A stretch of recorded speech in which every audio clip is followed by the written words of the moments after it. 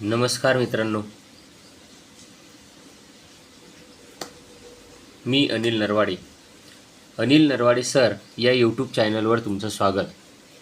मागच्या तासाला आपण मेंडेलिव्स पिरियॉडिक टेबल आपण बघितला. आज आपण modern periodic table, long form of the periodic table याविषयी आपण माहिती घेणार आहोत.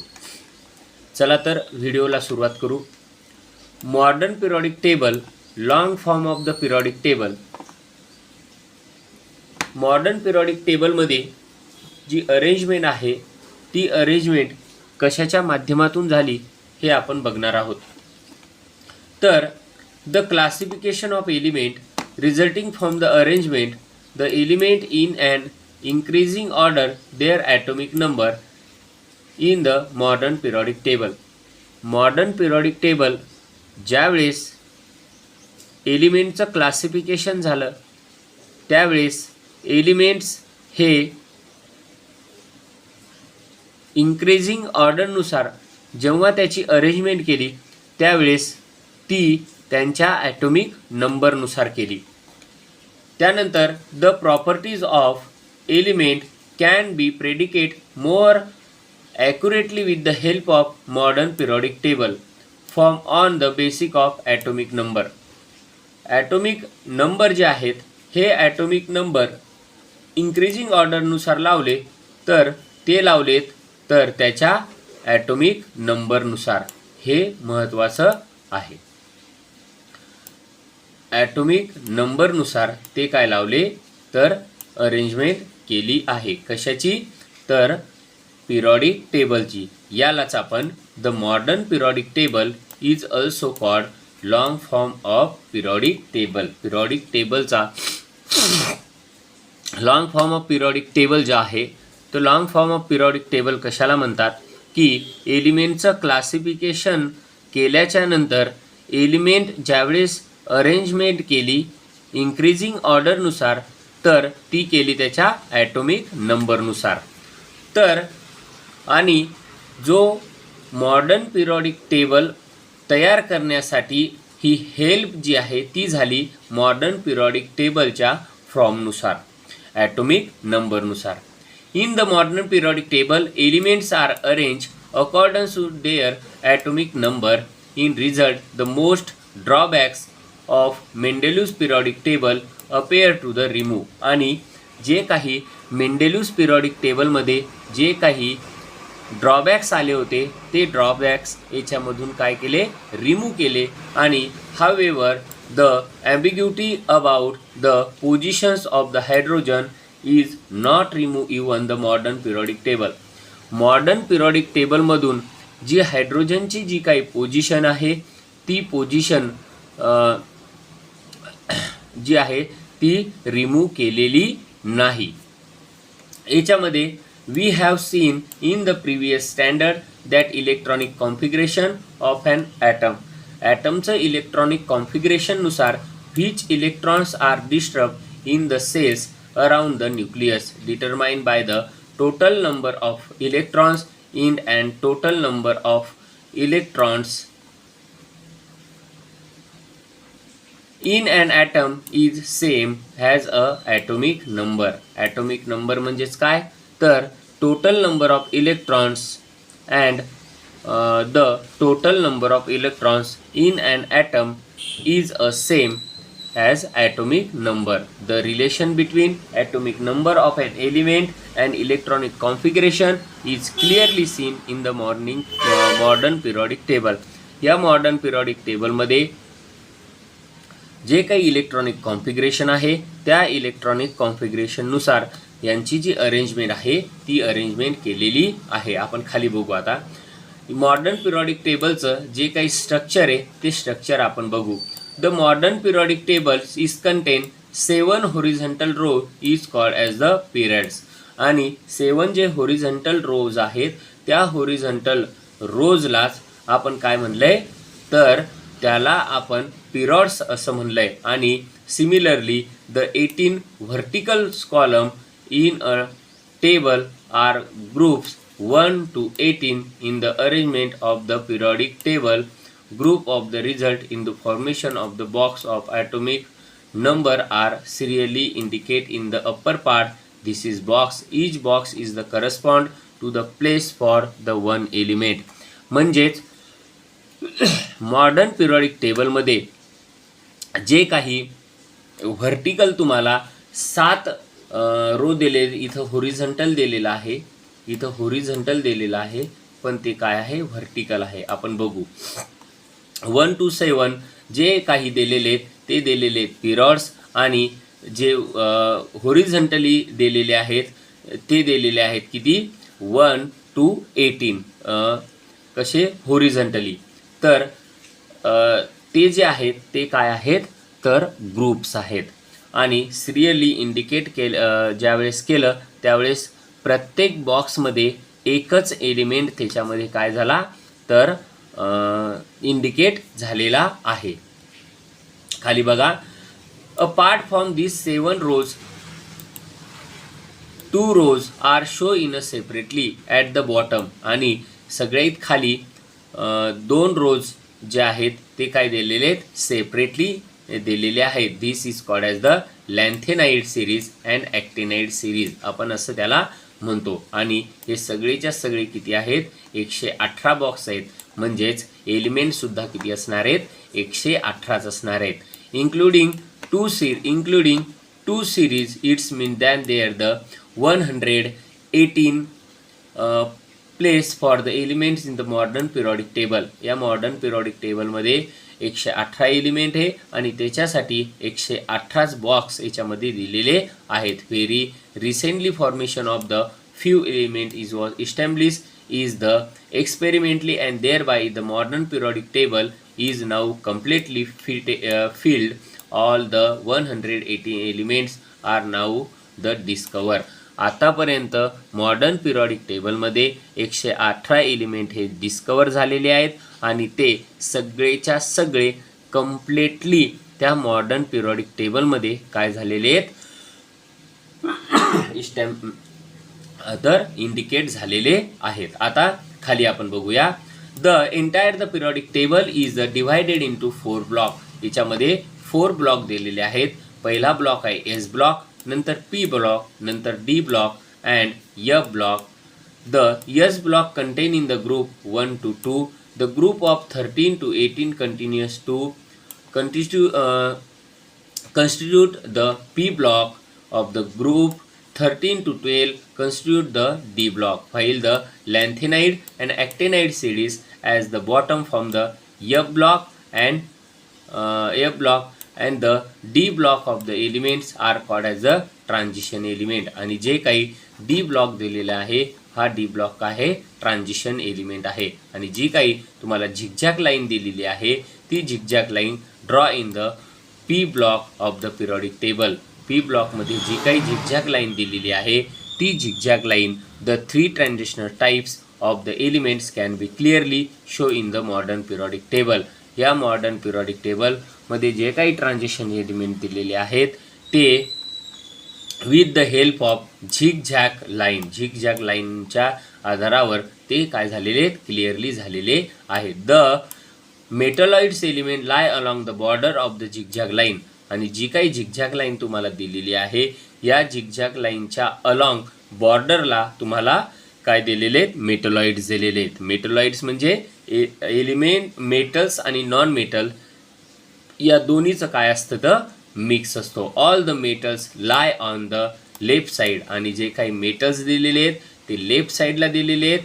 And zigzag line while the all non metals lie on the right side. आणि तुमच्या राईट साईडला काय दिलेले आहेत तर ते सगळे नॉन मेटल्स दिलेले आहेत. आता खाली मॉडर्न पिरियडिक टेबल आणि त्याचं इलेक्ट्रॉनिक कॉन्फिगरेशन तुम्हाला सांगितलेलं आहे. Within the periods of the neighborhood element is the differently silently in the properties, while the distance element is the widely their properties. Elements in the same group show in the similarly and gradation in their properties. This is the characteristic of the group and periods in the modern periodic table. Because of the electronic configurations of the element, it is the electronic configuration of element which the decided is the group. आणि त्याच्या ग्रुपनुसार काय झालेलं आहे तर electronic configuration आहे. म्हणजे पहिल्या पिरियड्समध्ये त्यांचा जो शेवटच्या ऑर्बिटमध्ये आहे त्या शेवटच्या ऑर्बिटमध्ये ओन्ली वन इलेक्ट्रॉन असेल, आणि ज्यावेळेस तुम्ही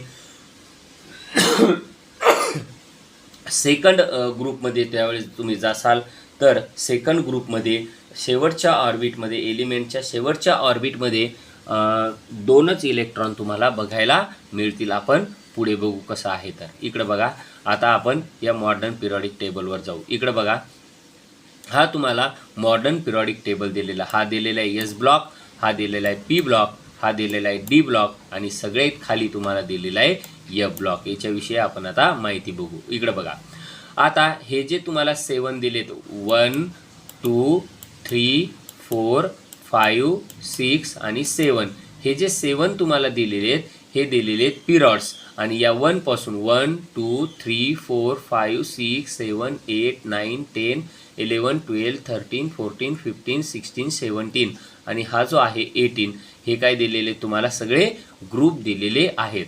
आता एस ब्लॉकमध्ये 1 आणि 2 असे दोनच काय आहेत ग्रुप आहेत. डी ब्लॉकमध्ये 3 पासून तर 12 पर्यंत डी ब्लॉकमध्ये हे ग्रुप आहेत. त्यानंतर पी ब्लॉकमध्ये 13 पासून तर 18 पर्यंत आहे. आणि हा जो सगळ्यात खाली आहे लॅन्थेनाइड आणि ॲक्टिनाइड सिरीज, हा आहे एफ ब्लॉक. आता याच्यात जर तुम्ही बघितलं तर हा जो डी ब्लॉक आहे हा डी ब्लॉक ट्रान्झिशन एलिमेंट आहे. आणि तुम्ही जर इलेक्ट्रॉनिक कॉन्फिगरेशननुसार जर बघितलं तर हा जो पहिला रो आहे या पहिल्या रोच्या शेवटच्या ऑर्बिटमध्ये ओनली अँड ओनली 1 इलेक्ट्रॉन असेल ज्यावेळेस तुम्ही इलेक्ट्रॉनिक कॉन्फिगरेशन करसाल. आणि ज्यावेळेस तुम्ही ग्रुप 2 मध्ये जासाल त्यावेळेस शेवटच्या ऑर्बिटमध्ये या एलिमेंटचं इलेक्ट्रॉनिक कॉन्फिगरेशन करायचं असेल तर शेवटच्या ऑर्बिटमध्ये किती इलेक्ट्रॉन येतील तर ते 2 इलेक्ट्रॉन येतील. त्यानंतर डी ब्लॉकमध्ये हे ट्रान्झिशन एलिमेंट आहे, तर ट्रान्झिशन एलिमेंटमध्ये शेवटच्या ऑर्बिटमध्ये कमी जास्त एलिमेंट होऊ शकतात. त्यानंतर हा जो पी ब्लॉक दिलेला आहे या पी ब्लॉकमध्ये सुद्धा शेवटच्या ऑर्बिटमध्ये काय असेल तर शेवटच्या ऑर्बिटमध्ये इथं जे इलेक्ट्रॉन असतील इथं 5 असतील, इथं 6 असतील, असं तुम्हाला इथं दिलेलं आहे. आणि ही जी तुम्हाला झिगझॅग लाईन दिलेली आहे, ही जी झिगझॅग लाईन तुम्हाला दिलेली आहे या झिगझॅग लाईनीच्या बॉर्डरला, म्हणजे हे जे बॉर्डर दिलेले म्हणजे ही बॉर्डर, त्यानंतर ही बॉर्डर, त्यानंतर ही बॉर्डर, त्यानंतर ही बॉर्डर, ही बॉर्डर, बॉर्डरच्या हे एलिमेंट आणि हा एलिमेंट, हे जे तुम्हाला दिलेले आहेत हे काय दिलेले आहेत मेटॉलॉइड्स दिलेले आहेत. हे तुमचे मेटॉलॉइड्स. आणि खाली ही 57 पासून तर 71 पर्यंत ही इथं दिलेली आहे तुम्हाला लॅन्थेनाइड सिरीज. आणि 89 पासून इथं 89 पासून तर 130 पर्यंत ही तुम्हाला दिलेली आहे कोणती तर ॲक्टिनाइड सिरीज. हा जो आहे हा तुमचा पिरियॉडिक टेबल आहे. आणि तुमच्या राईट साईडला हे जे दिलेले आहेत हे दिलेले आहेत मेटल नाही, हे दिलेले आहेत नॉन मेटल. राईट साईडला कोणते आहेत नॉन मेटल्स आहेत.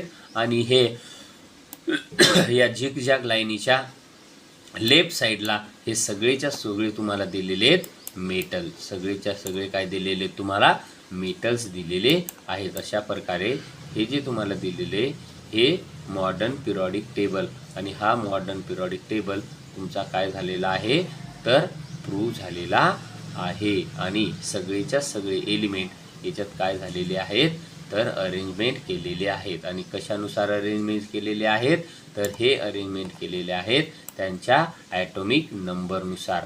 हे लक्षात ठेवायचं आहे. मॉडर्न पिरियॉडिक टेबल जो काही तुम्हाला दिलेला आहे हा कशानुसार तर त्यांच्या ॲटॉमिक नंबरनुसार काय केलेला आहे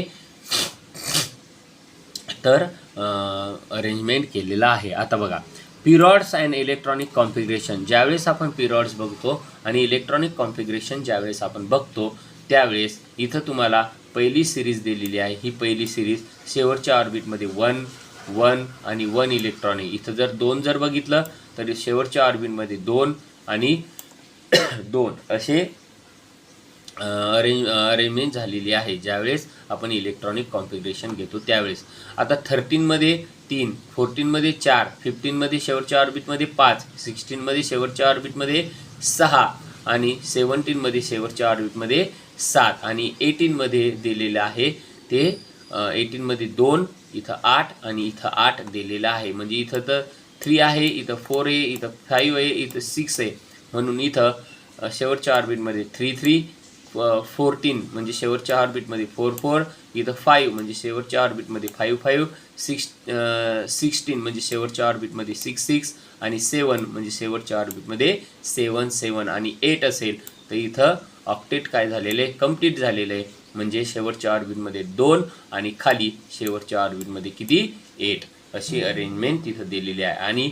आणि त्याच्यानुसार 3 जे आहे 3 2